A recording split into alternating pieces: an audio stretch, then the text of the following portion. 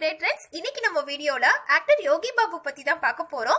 இப்போ 2-3 நாளாவே யோகி பாபுக்கும் marriage fix ஆயிருக்குன்னு சொல்லி ஒரு பொண்ணோட சேர்ந்து இருக்கிற மாதிரியான செல்ஃபி போட்டோ வைரலா ஸ்ப்ரெட் ஆச்சு.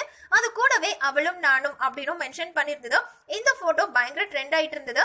இதை பார்த்த யோகி பாபுவோட ஃபேன்ஸ் எல்லாருமே யோகி பாபு மேரேஜ் பண்ணிக்க போற பொண்ணு இவர் தான் சொல்லி சோசியல் மீடியால விஷ் பண்ண ஆரம்பிச்சிட்டாங்க. அவரோட ஃப்ரெண்ட் சர்க்கிள் இருந்து எல்லாருமே கால் பண்ணியும் விஷ் பண்ண ஆரம்பிச்சிட்டாங்க. அப்புறமா தான் தெரிஞ்சது அது யோகி பாபு நேம்ல இருக்கிற ஃபேக் அக்கௌண்ட் சொல்லி. இந்த சிச்சுவேஷன்ல அவர் மேரேஜ் பத்தி ட்விட்டர்ல என்னுடைய கல்யாணம் பற்றிய தவறான தகவல் பரவி வருது, இது வெறும் வதந்தி தான், என்னோட கல்யாணம் முடிவானதும் அது நானே அனைவருக்கும் முறையாக அறிவிப்பேன் அப்படின்னு சொல்லியிருந்தாரு. இந்த சிச்சுவேஷன்ல யோகி பாபு கூட இருந்த அந்த பொண்ணு யாரு அப்படின்னு சர்ச் பண்ணி பார்த்ததுல அது சபிதா ராய் அப்படிங்கிற ஆக்ட்ரஸ்னு தெரிய வந்தது. இவர் நிறைய பிலிம்ஸ்ல சின்ன சின்ன ரோல்ல நடிச்சிருக்காரு.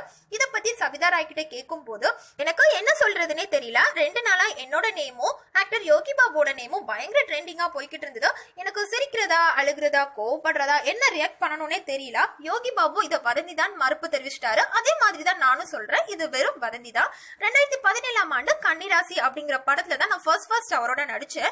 யோகி பாபு ஒரு ஹீரோவா ஒரு காமெடியனா எனக்கு ரொம்ப பிடிக்கும். அதனால அவர் கூட சேர்ந்து ஒரு செல்ஃபி எடுத்துட்டு அந்த போட்டோ எப்படி லீக் ஆச்சு, எப்படி இப்படி கல்யாணம் வரைக்கும் வந்தது அப்படின்னு சத்தியமா எனக்கு தெரியாது. கண்டினியூஸா நான் மோனோ பிலிம்ஸ்ல அவர் கூட ஆக்ட் பண்ணியிருக்கிறேன். அது மட்டும் இல்ல அவருக்கு வைஃபா லிசா அப்படிங்கிற படத்துல ஆக்ட் பண்ணியிருக்கிறேன்.